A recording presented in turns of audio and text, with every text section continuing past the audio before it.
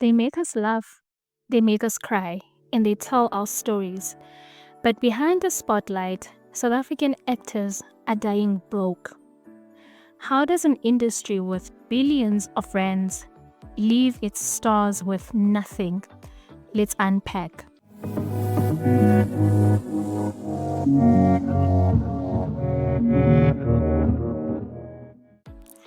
To draw a picture of the exploitation South African actors are facing, we'll take a look at two of South Africa's legendary actors. Since the dawn of the country's broadcast and film industry, actors have signed away their futures for a once-off payment. Case in point is the late Rain Tokwana, popularly known as Uvelapi, who died poor in the year 2000. Another classic example is the now late Mamnandi Nyembe, who has been an actor for 53 bomber-clad years, but recently died poor and appealing to the public for donations.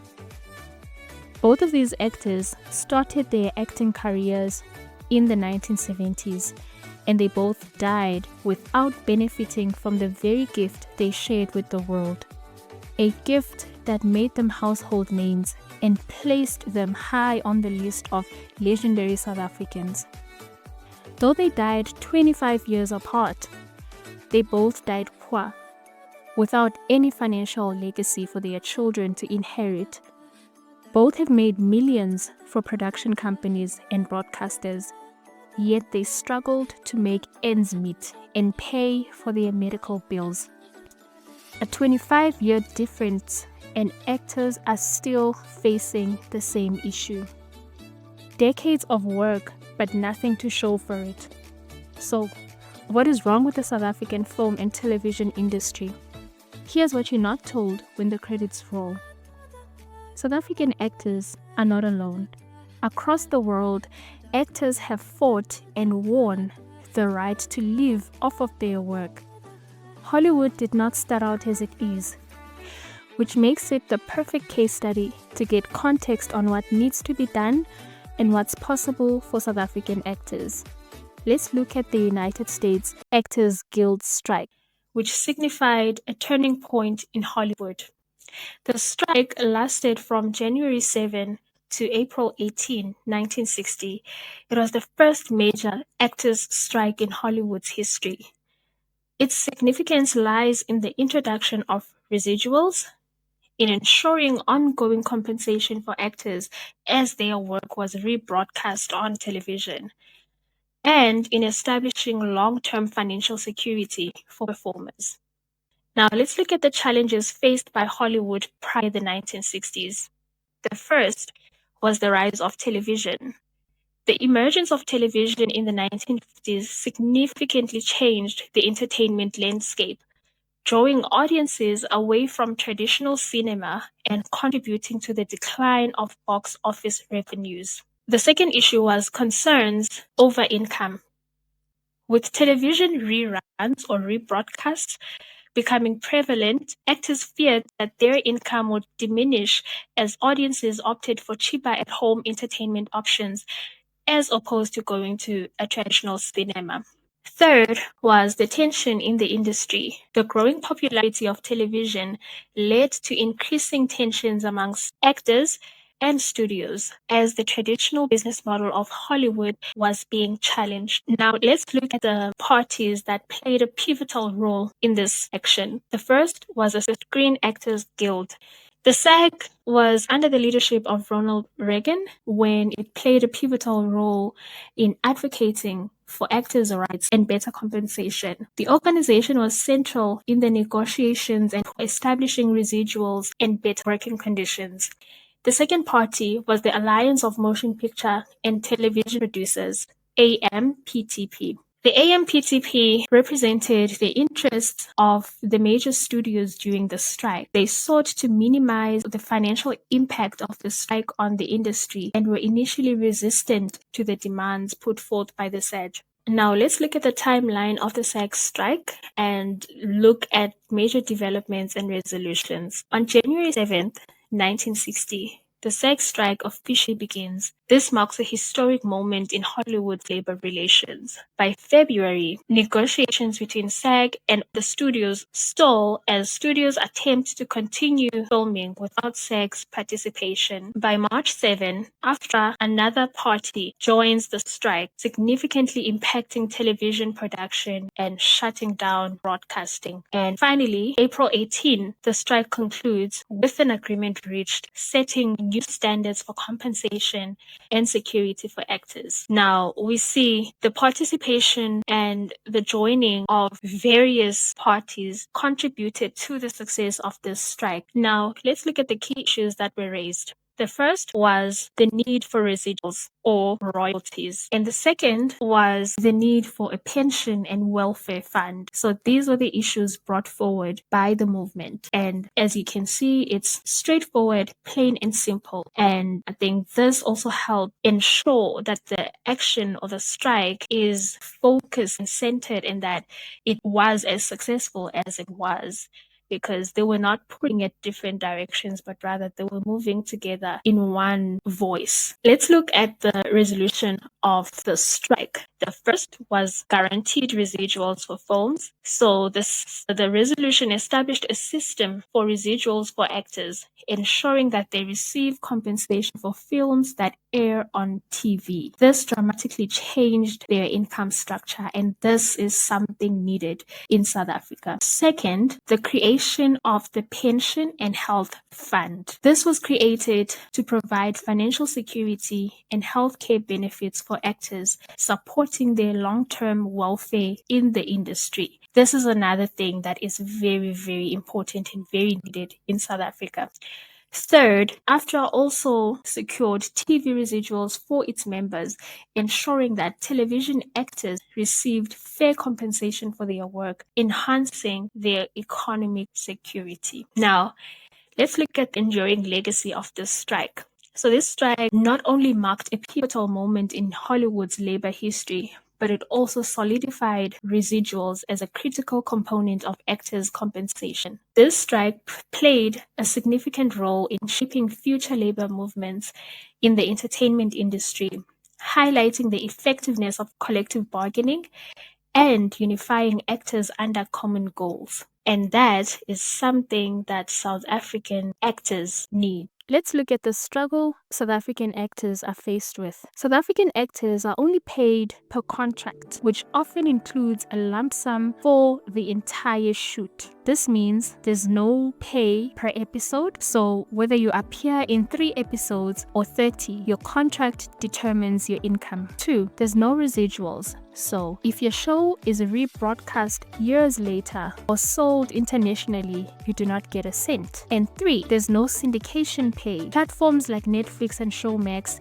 can buy local shows, but actors would not benefit beyond the initial payment that they got. Presenter and actor Zola Hashadze shared on his Facebook, and he gave a very clear breakdown of what this means for South African actors. He says that if a role pays 60 or 105,000 rand, a shooting period of 5 weeks, the offer may sound good, but what you need to consider, number 1, is work is inconsistent. Actors can go months or even years without getting another role, and that initial amount that they got needs to sustain them for the duration of the period that they are without work. Number 2, there's no residual income, so their work continues to generate revenue when they are played on broadcast channels, but the actors don't benefit anything from that. Number 3, he says that actors may have debts resulting from these dry spells, which means that the lump sum that you get per gig, if you get a gig and you get 105,000 rand, that lump sum still also has to cater for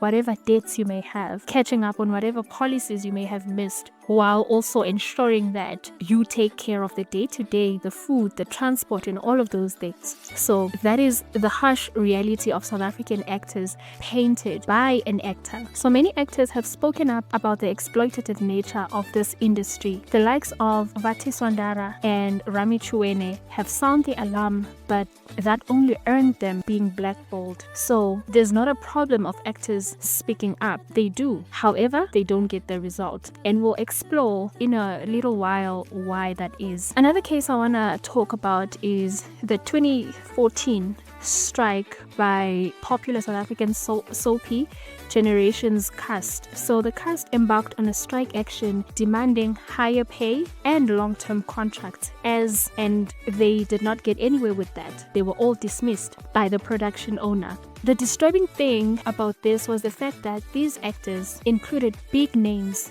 actors who have been part of the soapy for 10, 20 years plus. Take for example Sophie Ndaba. She had been part of the show for 22 years at the time. She started in 1992, a year after the show started. She had been there for 22 years but couldn't get a longer term contract saying, "What, we are casting you for the next 3 years and we'll negotiate after 3 years if we still have space for you in the script or whatever."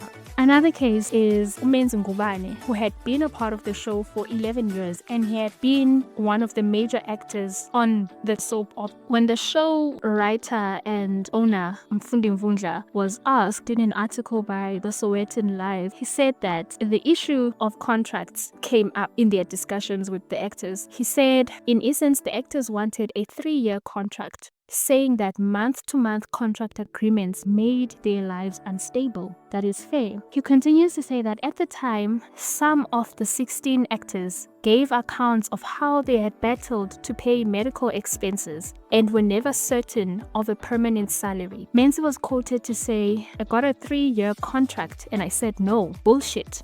I cannot give you a 3-year contract because what happens if you are a lousy actor or I run out of story ideas? I should have the liberty to write you out." So that's what he said. In the same article, when the journalist asked him about the process followed or he reached the decision to fire them, he said, "I had to follow the process. Emails were sent and I said they had to be back on a certain date or by a certain date. And then I fired the lot." With all of this craziness going on, I went on holiday. I thought, I'm not gonna stick around here. Now, there's so much that can be said about his words and the tone that he had during this interview, but I would very much rather not. So this, dear viewer, is the price that actors pay for speaking out. It is getting fired and blacklisted from the industry. The price of silence, however, is also just as dire. You enjoy the earnings you're getting while you have a job, but as soon as that job is over, you go back to scratch. So how long? How long can actors survive like this? My guess is not long. We'll continue seeing these sad stories about actors not being able to afford basic necessities or being homeless unless action is taken. So what now? So what we know is it doesn't have to be this way. So many creatives in different countries have come together in protest and in one voice, making demands for better labor relations in the entertainment industry. The most recent example actors can draw inspiration from is the 2023 Hollywood Writers' Strike. It is hailed as the longest strike action by creators in the entertainment industry ever, and it was also very successful. Writers' demands, which included getting royalties for their work, also included fair compensation, and they demanded a regulated use of AI in writing, so there's always a need for human writers. Their demands were met. They achieved their victory by being very organized and loud about the strike action. There was an estimated amount of 18,000 articles written about the strike, which helped majorly in ensuring that the general public is, number one, aware of the strike action, and it helped them gain massive support from the general public. I remember in 2023 seeing regular people on TikTok talking about the strike, encouraging people not to watch shows because writers are on strike. And that is the type of solidarity that being organized can get you. You need to be organized in the way that you carry your action so that you garner support from the viewers, the people that actually watch these productions. Because when you have viewers on your side, then you have a bit more bargaining power than just you as actors alone. Because we've seen that before in the Generations example, where actors were all on their own and they were all fired. And what happened after that? The show was brought back with an entirely new cast. So as actors, you cannot depend solely on the solidarity of other actors. You need to lobby various parties, various organizations, various stakeholders, the viewers, lobby different people to actually join you in one voice to demand better treatment of our creatives. So what we can learn from this really is unity, solidarity, and organization. So South African actors, both working and not working, need to stand together and fight to have basics such as royalties, getting paid per episode versus what they're currently paid, which is per contract term. They also need to advocate for their unions to establish retirement plans and healthcare plans to help actors. And we know that in media, a lot of media companies will probably not give voice to them, which means that they need to utilize their social media platforms.